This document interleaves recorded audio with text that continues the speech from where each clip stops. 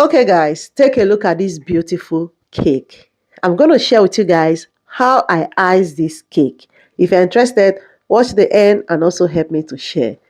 So, about 3 days ago, I posted a video on how I made this coconut cake. If you haven't watched the video, go and watch it. It's really simple to make. So, I allowed the cake to cool down and then I trim up the part that are not straight and then I divided the cake into 2 parts. So next, I apply the butter icing I made on the plate and then I start placing the cake step by step.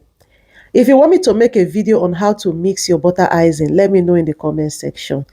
So I watched the video earlier on and how this lady made a butterfly cake. I saved this video. This video has been like 7 months in my gallery. So today is my son's birthday. I said I'm going to try this butterfly cake.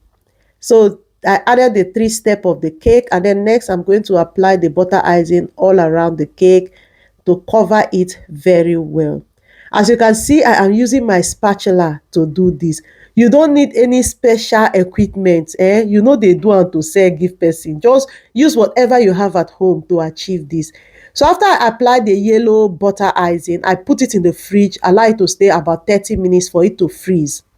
And then I use the white one to cover it very well and then I try to smoothen it. Once I'm done with it, this is how it looks, but it was not that smooth enough. I tried to use this to do it, but it still didn't smooth the way I wanted it to be, just like the one way they see where professionals they do. I no still get that. So I decided to use this now to give it a design. If you don't have this comb, use your fork or you go buy special comb wey you go use dey do am. So I gave it a design and I later use my fork as well to do another design on it. I was just thinking on what to do.